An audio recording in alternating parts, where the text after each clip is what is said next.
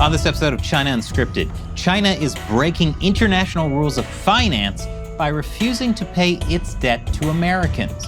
Plus, how woke ideology is making it harder for the West to effectively counter the CCP. Welcome to China Unscripted. I'm Chris Chappell. And I'm Matt Gnezda. And while attempting to investigate a conspiracy at the Hadron Collider at CERN Labs, Shelley unfortunately fell into a crack between universes. She will return. Joining us today is Andrew Hale, the J. Van Andel Senior Policy Analyst in Trade Policy in the Heritage Foundation's Thomas A. Roe Institute for Economic Policy Studies. Andrew is a dual national of the United Kingdom and the United States. In the UK, Andrew worked for the Department of International Trade, Defense Intelligence, and Parliament. In the US, Andrew had worked for the State Department and in Congress. Andrew, it's great to have you on. Thank you so much for having me. Definitely. So, the Chinese government holds about $1 trillion of US debt, but Americans also hold about $1 trillion of Chinese debt. And this money that the U.S. taxpayers lent to China in the early 20th century, but never got paid back for. You recently published an article about that, which went viral. What is this 20th century debt China owes the U.S.? Well, under successor government doctrine in international law, the sovereign debt of the previous governments of the Chinese emperor, who abdicated in 1911, and then subsequently the Republic of China government, which lasted until 1949 when they lost the Chinese Civil War to the PRC. That government, the Chinese emperor's debt, that rolled over to the ROC government, and then the ROC's debt then should have rolled over to the PRC government under successor government doctrine. And that's accepted in international law, the UN Convention, domestic U.S. law, and as well international finance law, and of course the rules of the IMF. And every country is expected to, be obligated to adhere to those laws. But sadly, China is allowed to have its cake and eat it too. They're constantly allowed to break these laws because we're doing a lot of business with them, and a lot of people don't want to upset the apple cart. But remember, Chris, it's selective default because they have paid British bondholders. So the same kind of debt China owes the U.S., it also owed to the U.K., but paid the U.K.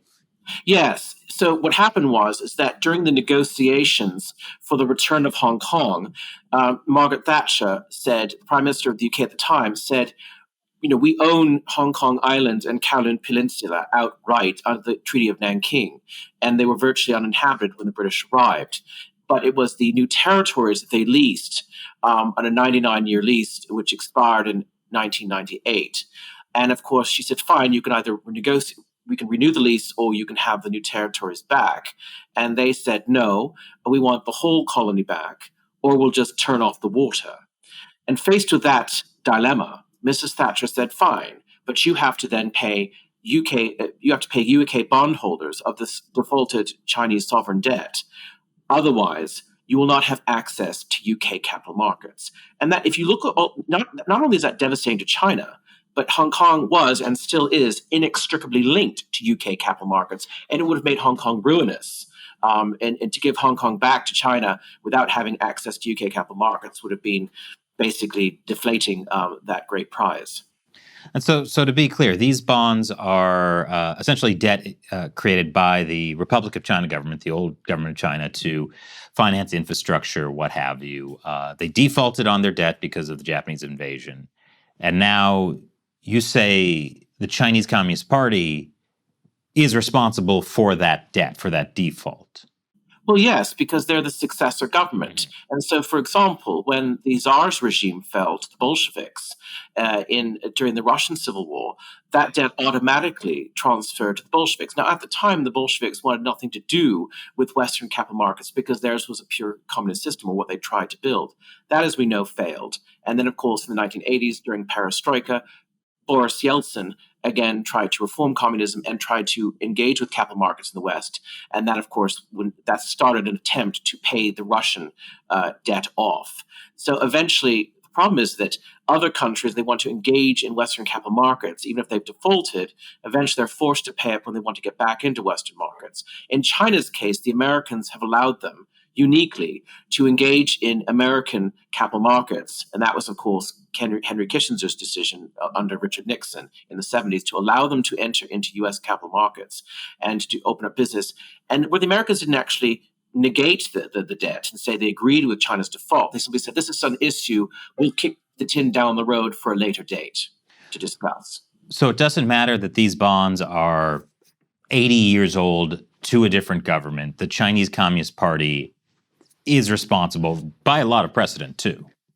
Well, exactly, by a lot of precedents. For example, it was in 2015, the British Chancellor of the Exchequer, George Osborne, the Treasury Minister, paid off the British debt from the 1720s, which of course was the South Sea Company debt, where Britain bailed out the South Sea Company. So that debt was paid off from 1720. It was paid off in 2015. So all bonds, are old to varying degrees, and many are even older than the Chinese selectively defaulted debt to American bondholders. So the Chinese and their allies are in the habit of saying, "Oh, these are antique bonds, or they're historic." Well, all bonds are antique or historic to some degree. And so, who owns these bonds? So these bonds are owned by American citizens. They've been either passed down through generations, or they've been purchased by individuals generationally down the line. And 90% of them are under the American Bondholders Foundation, which has the American Bondholders Foundation has the power of attorney over 90% of these bonds. And that's in total about $1 trillion worth of debt. So that's over 20,000 bonds. Mm-hmm. These were gold-denominated bonds, and that is just over 20,000. And they got real stuff with this. The imperial government before 1911, as well as the ROC, took out these gold-denominated bonds, and they purchased roads, bridges. They built massive infrastructure, railway, stuff that they still have, stuff that they use to open up their country and develop it. This is infrastructure they still benefit from. And not only that, they took out a tax to underwrite this debt, to tax their own citizens. And the irony is that the PRC actually repudiated the debt in 1949, but they kept the tax that they took out to underwrite the debt up until it was raised, I think, a few years ago at a congressional committee hearing. Well, so then the obvious question is, why didn't the U.S. do what the UK did? Why did he get to make the decision that we'll just give China access to American capital markets and not worry about this debt?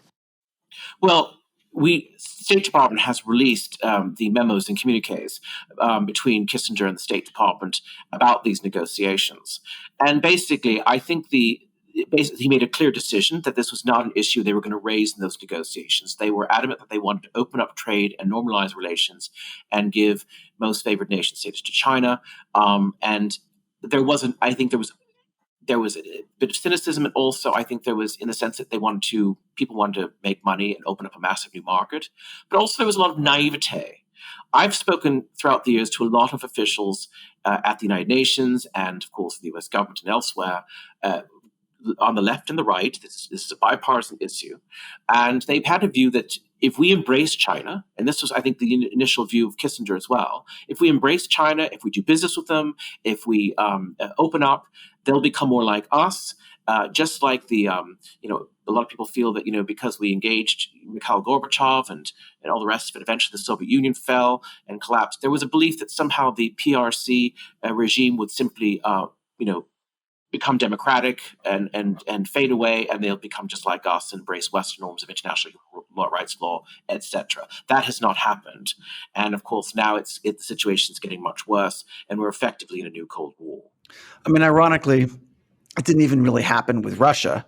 After the collapse of the Soviet Union, you now have a Russia that's an aggressor and invading a neighboring country. So maybe the logic never really held in the first place. But certainly it's the case that the Chinese Communist Party is not liberalized. So having, a couple decades now of seeing China, be in the WTO and, having all this capital investment from the U.S. and around the world and still not liberalizing, how should we be looking at this now? Well, I'm glad you brought up the WTO because, of course, that was something that happened under President Clinton, whereby permanent normal trade relations status was given, most favored nation status, PNTR as it's called, was given to the People's Republic of China. That should not have happened. That was a mistake. And sadly now, decades later, we're now inextricably linked economically to the point where we're so dependent upon imports from China that if we were to remove that status from the NAW, that would radically increase tariffs on goods coming in from China by 30 to 50%. It would make many of the goods on the shelves in Costco and Walmart prohibitively expensive. So again, we're in a much more serious state now because we're more linked with them and exposed to them economically. So that is the problem. So there have been bills and lots of discussions in Congress and elsewhere about removing that status from China. But of course, that would definitely create a shock, to say the least, if we did that. So again, China again breaks the rules of the WTO. I'm so glad you mentioned it, Matt, because they self-identify as a developing country. Indeed, I was told even just up until last year, they were receiving development aid from the United Kingdom. So again, they're not a developing country in that sense. They shouldn't be self-identifying at the WTO as a developing country. And of course, because they have such a lack of transparency, and we don't have evidence or transparent evidence about what's going on in China or what their status really is in just about anything, because they lie and we have a campaign of disinformation. Therefore, we don't really know. So again, they get to break all the rules. They get to have do whatever they want, and primarily that's because there's so many people getting rich and people who are heavily exposed to them, particularly American companies. And those companies, particularly Wall Street, are lining the coffers, a lot of U.S. congressmen and senators. And so it is difficult to address these issues and get traction. Well, so isn't that an argument for, if we're so economically dependent on China, isn't that an argument against using this $1 trillion of debt? Because isn't the economic exchange between the U.S. and China worth much more than that?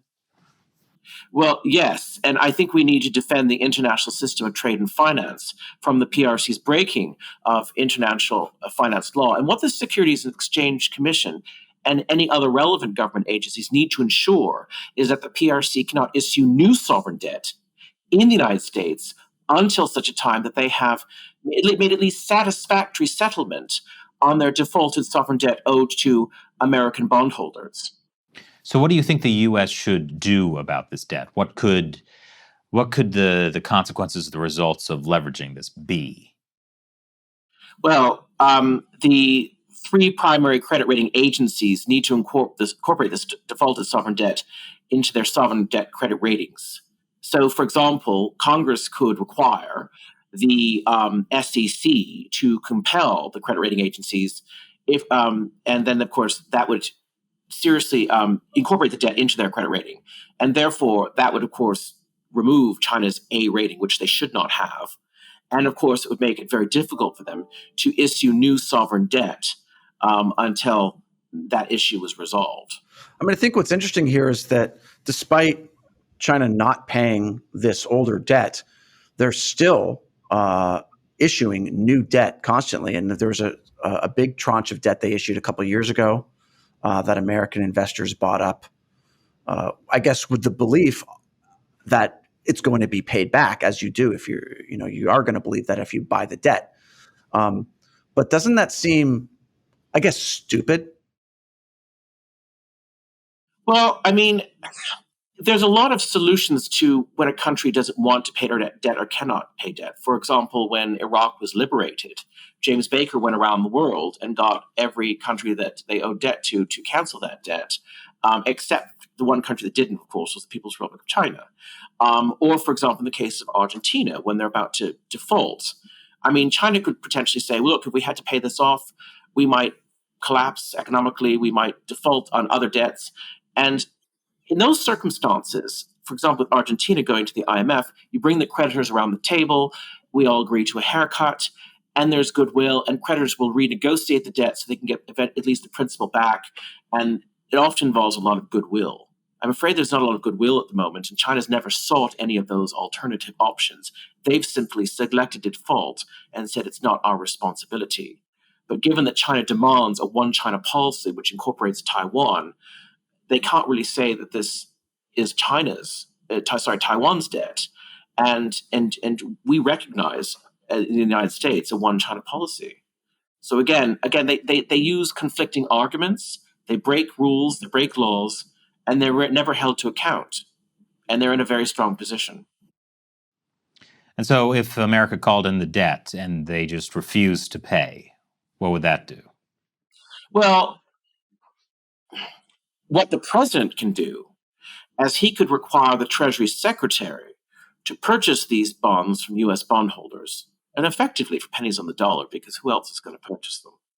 And then, of course, have them on the Treasury books for future negotiations, or it could potentially just pay off the $850 billion debt the United States owes China with these gold-denominated bonds. Say, here, you've defaulted on these. We will now pay off our debt with this. And I might add that this debt they owe the American bondholders is well over $1 trillion. So it dwarfs the $850 billion that we owe them. Well, it just seems to me so strange that that hasn't been done. I mean, that would help America's credit rating. It would help the economy. Why isn't it being done?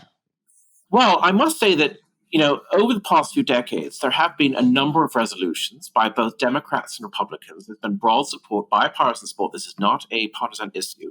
Like I said, the reaction to my op-ed's been bipartisan.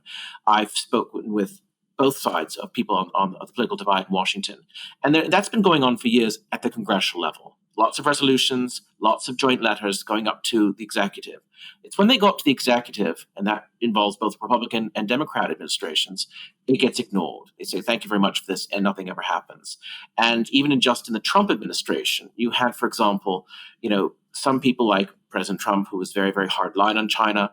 And then you had people such as Secretary Mnuchin, who's personally heavily exposed in business to China. He, of course, didn't want to address these issues. So again, you have a divide within parties. You have a bipartisan divide on these issues, and that really it requires the executive, it requires the administration in Washington to actually negotiate. I mean, we've had domestic courts, like in cases like Jackson et al., will rule that when the bondholders have sued in U.S. domestic courts, they say, yes, this is the responsibility of the People's Republic of China. The U.S. States Foreign Claims Settlement Commission has said the exact same thing, but they have no jurisdiction to enforce this. It requires the federal government at the executive level to negotiate this. I'm wondering, the reaction to your article, it went very viral. Were you surprised at all by that? I was surprised, only because I've been researching this off and on since 2015, when I was actually working in another position. I had clients who had these. And I remember speaking to people in Washington at the time about it, and they said there's no political will at the executive level, but yes, there was a lot of interest in Congress. But again, not everyone in Congress, of course, because a lot of senators and congressmen are paid and have to take donations from people who are heavily exposed and companies that are heavily exposed to China, to the PRC. So, like I said, there really wasn't. Now, I think it's because we're in a new Cold War, and again, there's a lot of cross-party support with the new China Select Committee in Congress. I think we're in a different place. But before, a lot of people just said, let's not upset the apple cart. We're both getting rich. Both countries are getting rich. And eventually there was, as I said, that naive belief that they'll eventually just become like us and embrace Western norms and values. That hasn't happened. I wonder have you been facing any pushback since the article came out? I haven't personally felt a lot of pushback. What I will say is that the response has been overwhelmingly positive from both sides of the political divide in Washington. What I would say is that there is a history of the PRC taking these bonds very seriously and intimidating American citizens. For example, the American Bondholders Foundation, their principals have had their websites attacked. They've had a lot of intimidation from the agents of the PRC. That's been going on for years.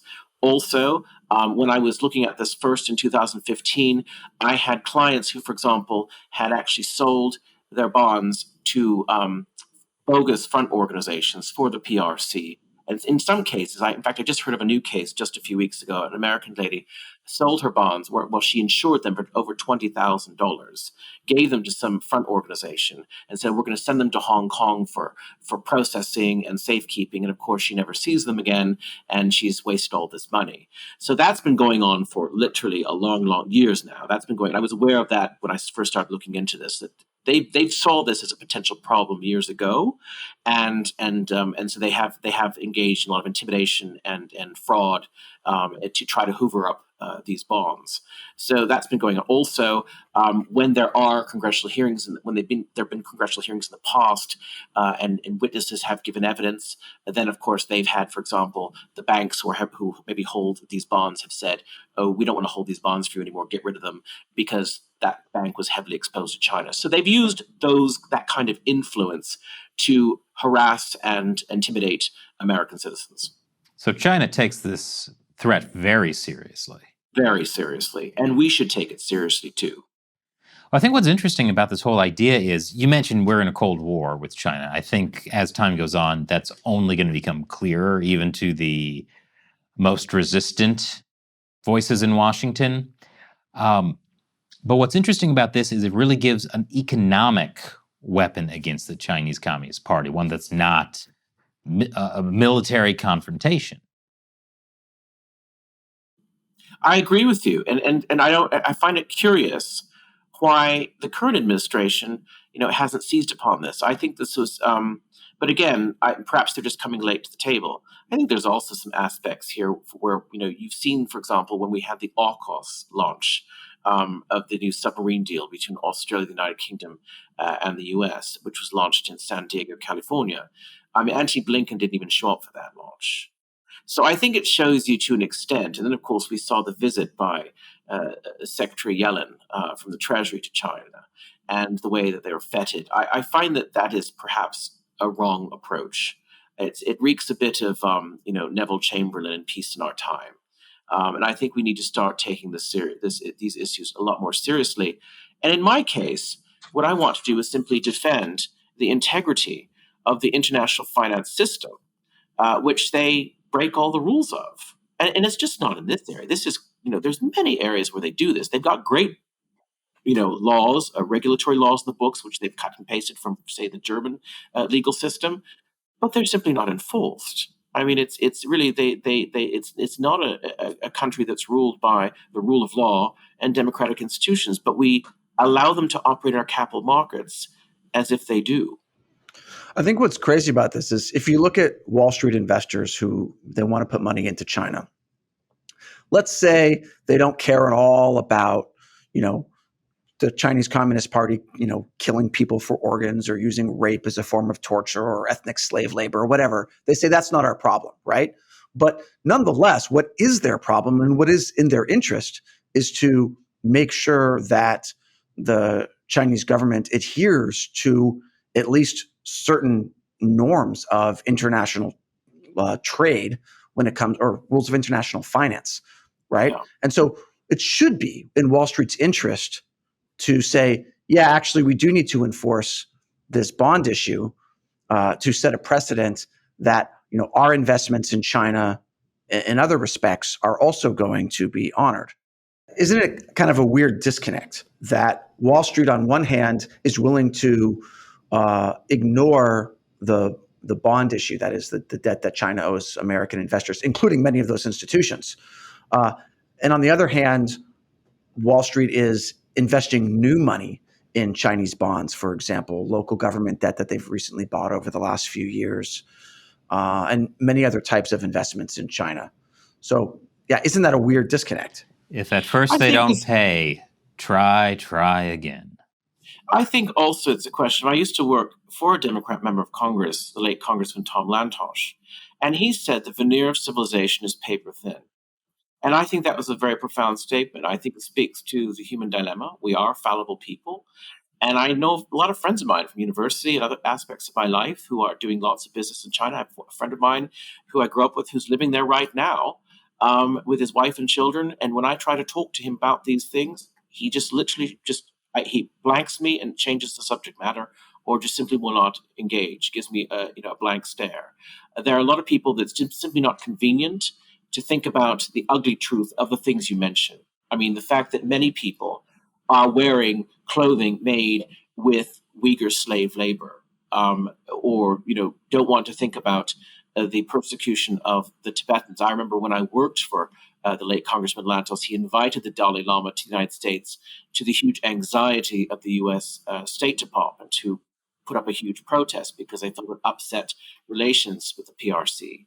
So again, there have been different interests. A lot of people are more cynical, perhaps lack a moral framework or a moral compass, where they simply want to get rich and make a lot of money and have business as usual and overlook the horrors of these things and not think about them. And I think that speaks to, the fact that there is just simply a lot of human failure involved.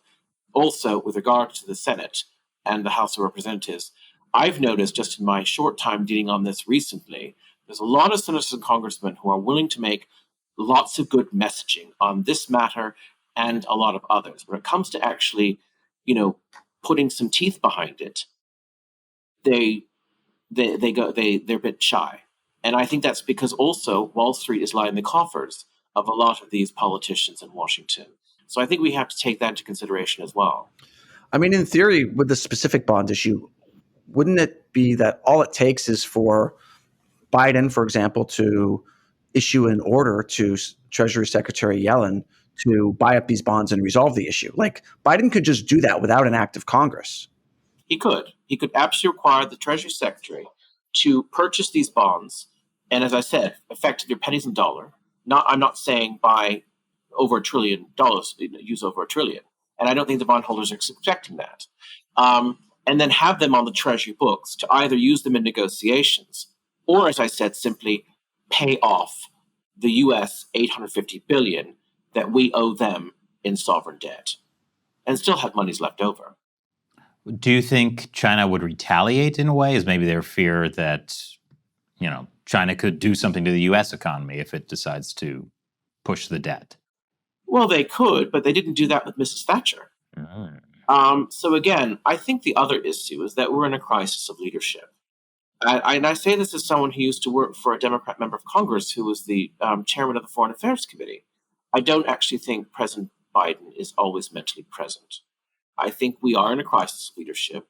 I think we don't have a lot of people with the moral compass and the strong framework to actually take some of these hard decisions that need to be taken.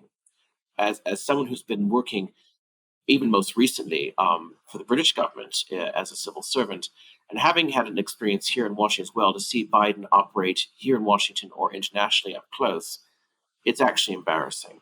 I mean, quite frankly, I think it's elder abuse.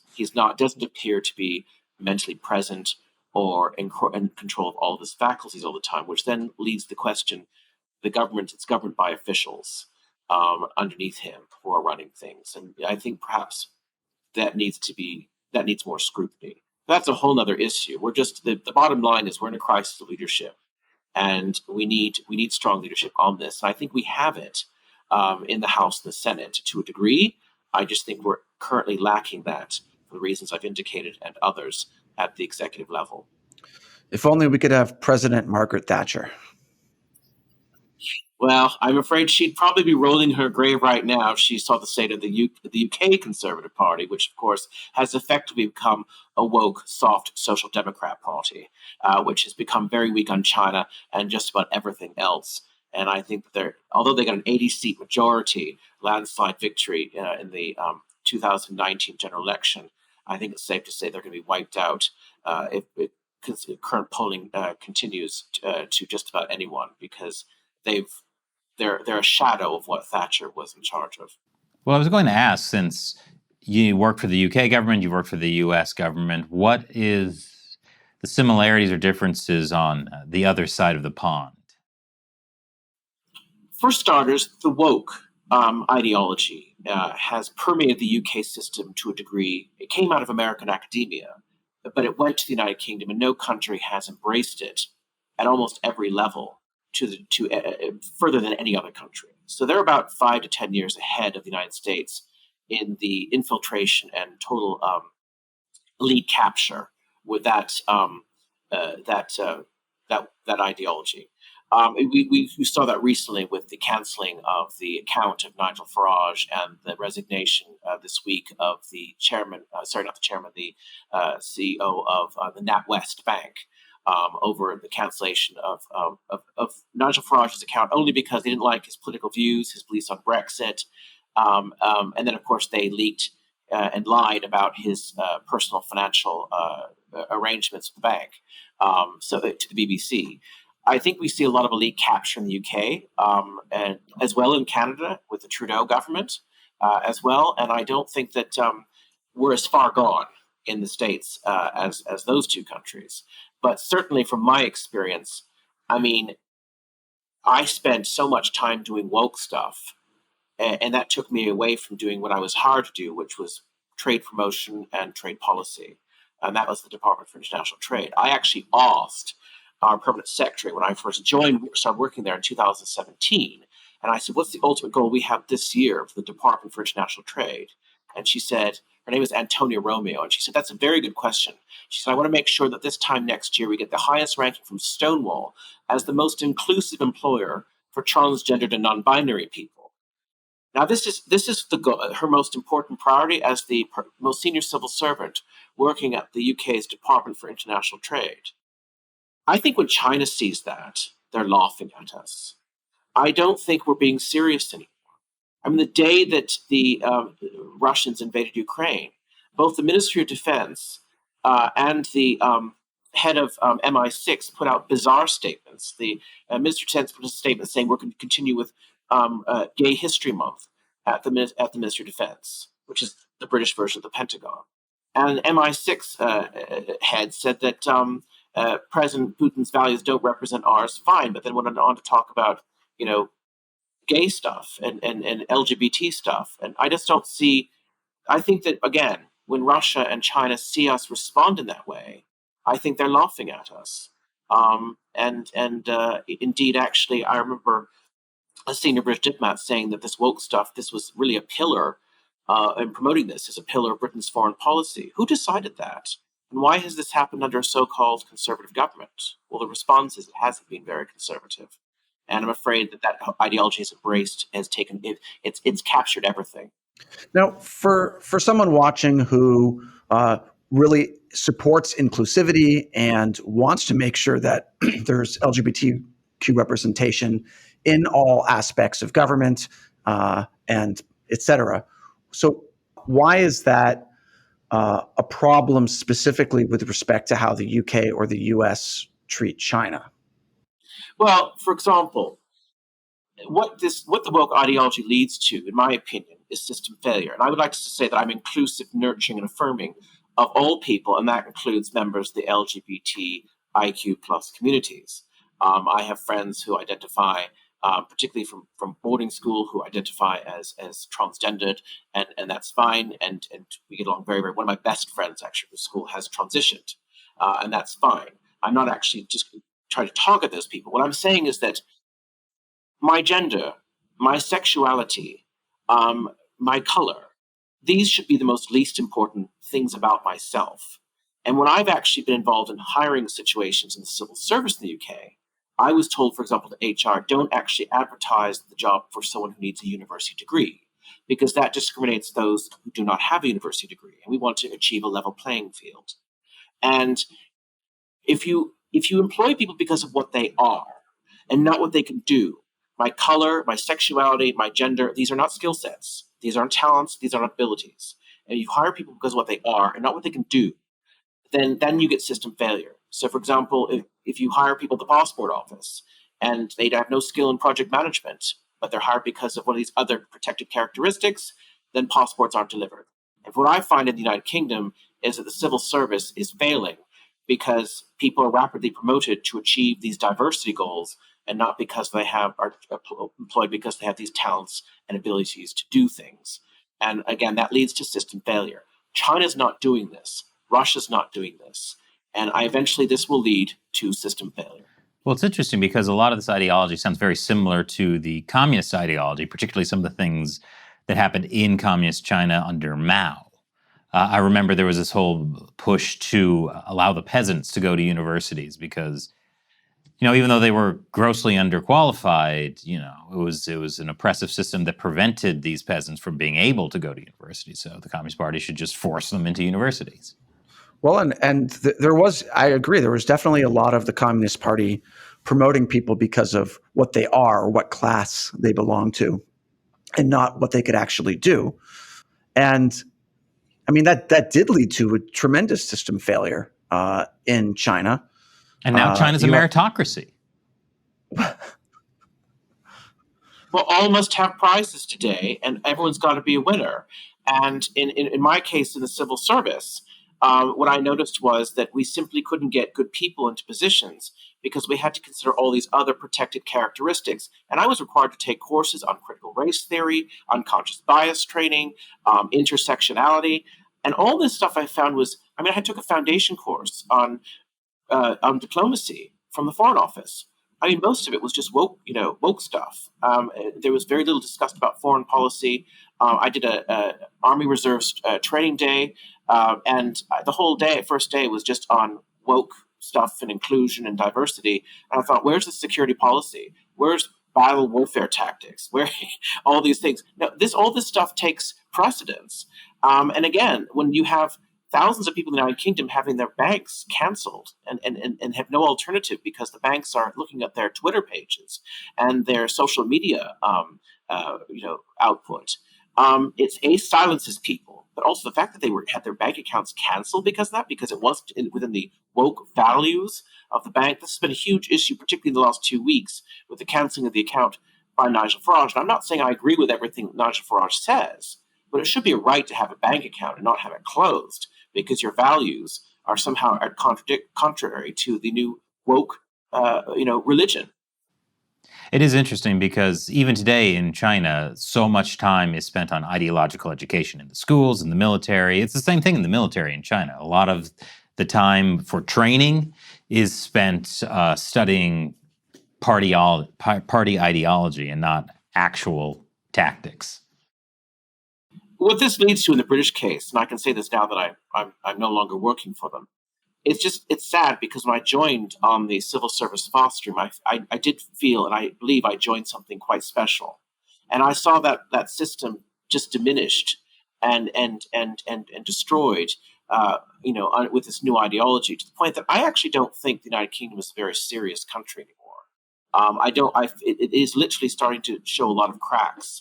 And eventually, as I said, this does lead to system failure. And sometimes things have to get a lot worse before you really get the pushback from the general public. And do you see these trends in the United States as well, particularly in government? They're still not far advanced. You meet Americans who are actually quite proud to be American. But again, if you look at, for example, a lot of kids who go to private schools in the UK, I talk to their parents, or ones who go to the state schools, they're taught that the United Kingdom is this horrible country that just you'd think it was the worst country in the world. Slavery, colonialism. And if you try to talk about, well, let's look at what's happening in China. They say, oh, it's racist to say that. That's Asian hate. And there just seems to be the West that we've lost, at least in Western Europe and the United Kingdom, they've lost confidence in themselves. And some people don't believe their countries are worth saving. The kid's been raised to believe the country is a force for bad. I've talked to a lot of people who work at the Foreign Office, and they think Britain should just give away its wealth because they destroyed the world, and Britain has very little contribution to the world. I don't think the United States is at that place, but quite frankly, just here in Washington, I kind of avoid the British Embassy like the plague, just because it's tragic when you think of some of the great diplomats we used to have there, who used to house that place, and you look at it now, and it's just some people who are a shadow of what that was.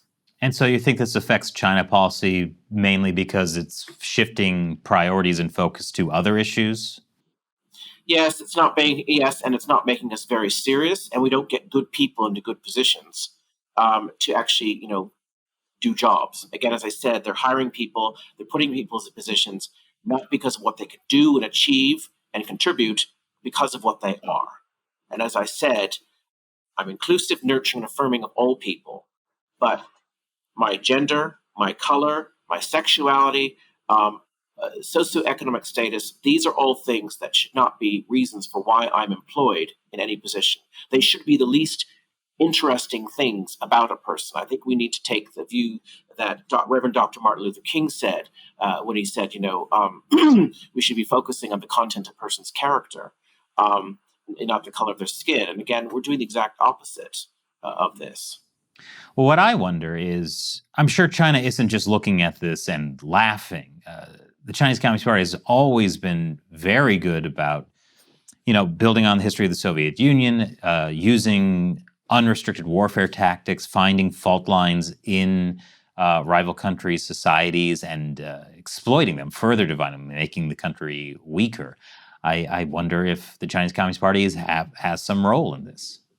Oh, I'm sure they do. I'm sure they're very happy for us to do all this navel gazing and self-flagellation whilst they're building deep water ports in our hemisphere, and whilst they're getting Caribbean countries and Latin American countries heavily in debt to them through their Belt and Road programs.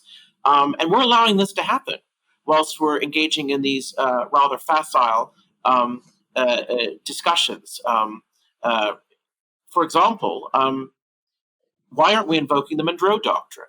We told European powers no more colonies in this hemisphere. No more. You're infringing upon our sphere of influence. Stop. We need to do that now. We need to channel a bit more, Ronald Reagan with regards to the invasion of Grenada, or even John Fitzgerald Kennedy with regards to the Cuban Missile Crisis.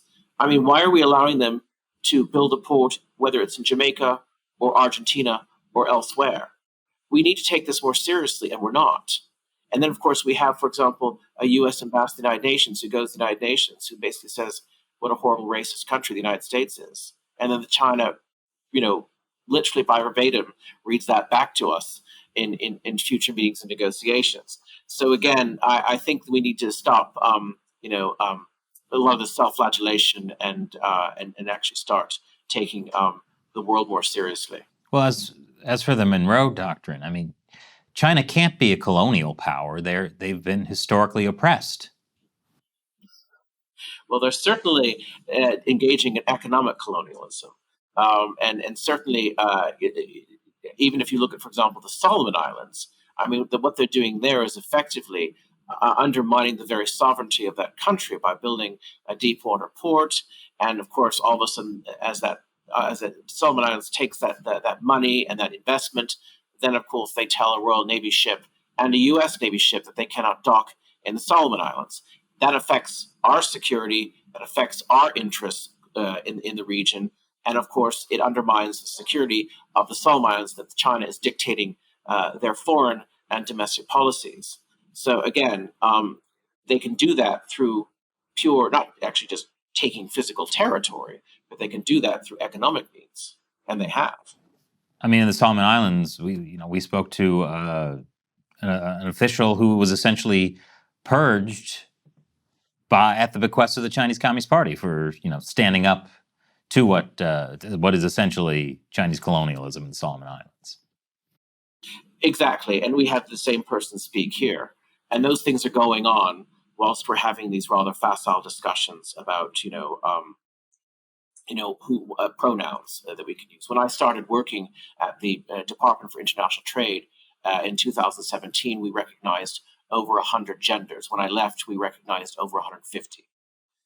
And people take this so seriously. Like if you misgender them and use the wrong pronoun, it's called dead gendering people. And I was told people could be dismissed by doing that.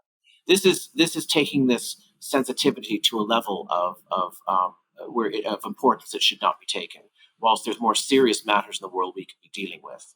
But again, I just don't find some countries very serious anymore. I don't find the United Kingdom a very serious country. I mean, why, when we negotiate trade agreements, do we have to put in gender clauses and all sorts of woke stuff? We're gonna have X number of meetings over the next few years on gender parity in trade. Why? I believe in equality of opportunity for all genders, whether there's two or more. But the point I'm making is that should not be market access. Should be probably more of a priority when negotiating a trade agreement. Well, I'm curious. Like, I bet in a situation where the UK is trying to work on trade with African countries or maybe Middle Eastern countries. And if they're pushing that, to me, that seems like those countries would look at that and decide to do business with China instead. I'm afraid, yeah, well, there certainly have been a lot of examples I could speak to whereby we have certainly lobbied, the United Kingdom has lobbied through its high commissions and embassies and other diplomatic representative offices abroad, about domestic laws that interfered in the domestic situation of other countries. But they do that here as well. I mean, I remember, for example, the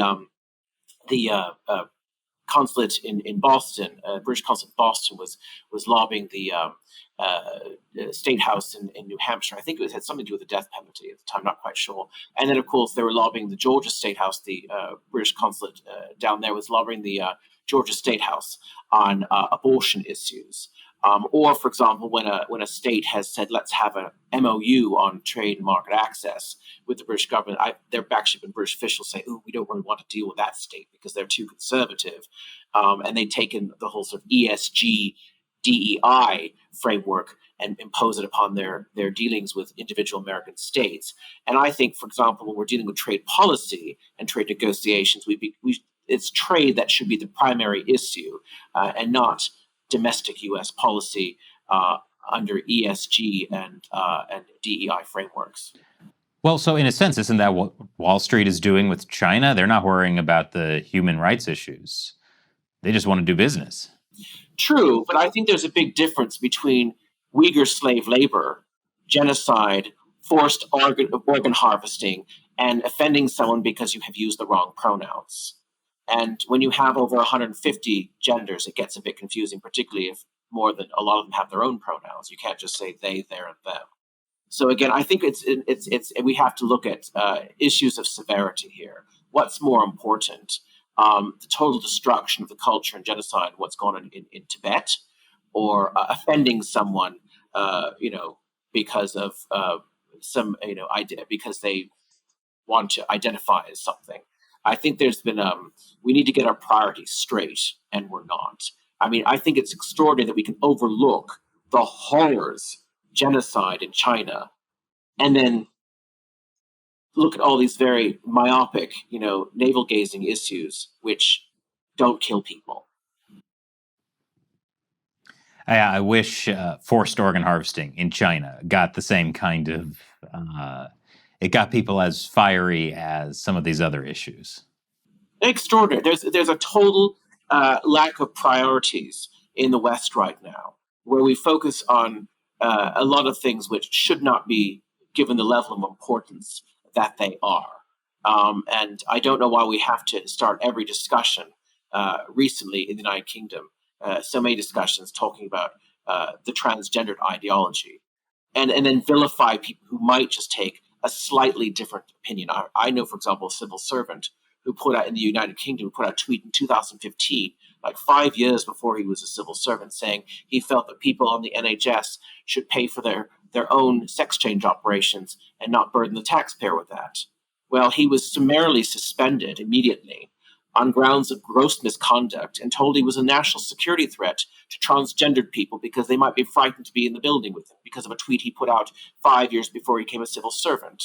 This is, again, a lack of priorities, focusing too much on issues which should not be that important, worrying too much about offending certain individuals. If I reacted that way every time someone offended me, I'd be dialing suicide hotlines.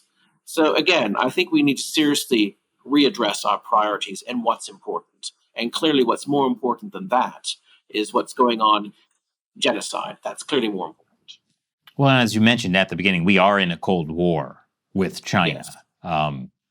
How do you see this playing out? Will the West wake up? What will it take for us to decouple our economies? Well, I'm very, very confident in the U.S. government, and particularly the bipartisan response to the op-ed that I've written. From my perspective, engaging this in Washington, I'm very pleased. It's been I have a lot of confidence in the U.S. system, and that's probably because I've come from the British system, which is what I've been told Chinese officials themselves call the United Kingdom. They call it decayed, and that's exactly what it is. And so if I juxtapose those two experiences, I have a lot of faith in the United States to address these issues and to survive. I don't actually have a lot of faith in the UK or Western Europe. I found the behavior of President Macron in France and and Ursula von der Leyen from the EU going to Beijing and basically kowtowing to the PRC was downright embarrassing. I thought that was pathetic, and I thought it was immoral, actually, given what is happening in China to people there. I think it's shocking, that behavior. So again, I do feel that there is more of an understanding and appreciation and a resolve to do what's right in Washington on both sides of the aisle. So even though essentially Blinken and Yellen also went to China and did their kowtowing, you're still hopeful for the U.S. Agree. I think because we also have a separation of powers in Washington, and Congress has so much more power than, for example, parliaments in the Westminster system do in Canada and the United States. I mean, their committees have very little power by comparison. They certainly don't have appropriations power that U.S. committees in Congress have. I think there's more of an ability to force these issues on the executive. But again, I think with regards to the current administration, I think we're in a crisis of leadership because at the very top we have someone who's simply not always mentally present and who's fading right before our eyes. And I think we need a leader who's actually mentally present and sharp all the time. And I think it's a serious concern when we don't. I mean, you're basically describing me. Just saying. 2024 is coming. It'll be my Chris, year, you baby. could be America's next Iron Lady. Oh. I could. In all ways, I could identify as that entirely. So I want to ask one more question with respect to the debt issue, because most of this podcast we were talking about China refusing to pay back the debt that it owes the U.S. And then on the flip side of that, obviously, China has bought a tremendous amount of American debt, and the U.S. is paying $70 million of interest a day on that debt, sending it to China. So could China, though, just decide to sell that debt, those American treasuries it owns, and just use that to wreck the U.S. economy if the U.S. pushes too hard on the other debt? Well, they're already, if you look at 2 years ago, they had over $1 trillion of our debt. And then last year it became $950 billion. And then this year it's $850 billion. So already they're looking at their exposure to U.S. debt and diversifying. So I think that's already happening anyway.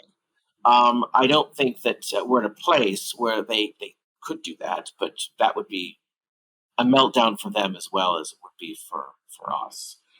They are already they're taking the necessary steps to lose their exposure to U.S. sovereign debt already. So I think that's something that's already in hand on the Chinese side. And I think we need to take this more seriously and use this selective defaulted sovereign debt on the part of Chinese whilst we can. And now is the time. All right. So you're saying that China can't just quickly sell off the rest of the U.S. debt because that's going to cause other problems in China? It would cause a huge problem globally, but of course we would retaliate. I mean, that's there's a lot of things that we could do as well, like for example, take away PNTR status, which of course would increase the rate, the tax on goods coming from China to 30 to 50%. I wouldn't recommend doing that either. We could go to an economic war, and it could effectively would have mutually assured destruction. So again, I like bills and I like people who say, yes, let's think about removing PNTR, as our China paper recommends, the new China paper the Heritage Foundation has put out, where we would do so in concert with allies. These things cannot be taken unilaterally, in my opinion. It should not be taken unilaterally by the United States alone. We do need to work with other allies. We need to work with, for example, the Netherlands to make sure that they're not selling critical technology with regards to elite chip making we don't want that technology transferred from the Netherlands to the People's Republic of China. They would very much like that.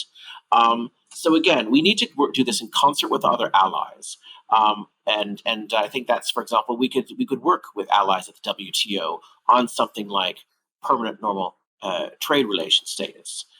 There's a lot of things we can and should be doing.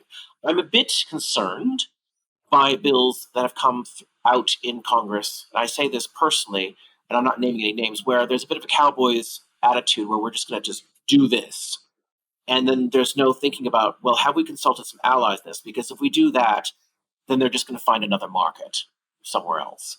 If we do this unilaterally, they'll just sell their stuff elsewhere or they'll do business somewhere else. We actually need to work globally. I actually take the personal view that we should actually be involved, as Britain has just joined, the Comprehensive Progressive Trans-Pacific Partnership. I think we should be in there, A, to keep China out, and also to be a part of the building of that organization. Just as we renegotiated NAFTA, which is now, of course, in the United States, USMCA, or as they call it in Canada, CUSMA, we renegotiated NAFTA under President Trump, and we addressed issues that the Trump administration found to be problematic. And the Biden administration has actually kept a lot of those trade policies. And so we could actually renegotiate the Comprehensive Progressive Trans-Pacific Partnership, the parts that are unpalatable to us. So I do take a measured approach to international relations. I don't believe there's a lot of things we could all do that would cause a financial meltdown. And I don't think any of us want that. But we need to start getting serious about friendshoring and decoupling and nearshoring.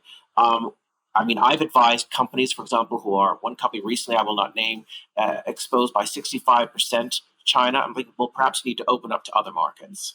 It's an American company. Perhaps we need to open up to other markets and bring some of that business closer to home or with our allies. From my personal point of view, and I believe that this is also largely the position of the Heritage Foundation, we're largely a free trade organization, but not with foreign adversaries. And I think President Trump taught us that, and that policy has really been kept by the Biden administration, whereby we shouldn't have free trade with foreign adversaries. And the top of that list is China, but foreign adversaries, I'm talking about foreign adversaries defined in U.S. law: China, Russia, Belarus, Venezuela, North Korea, Cuba, etc.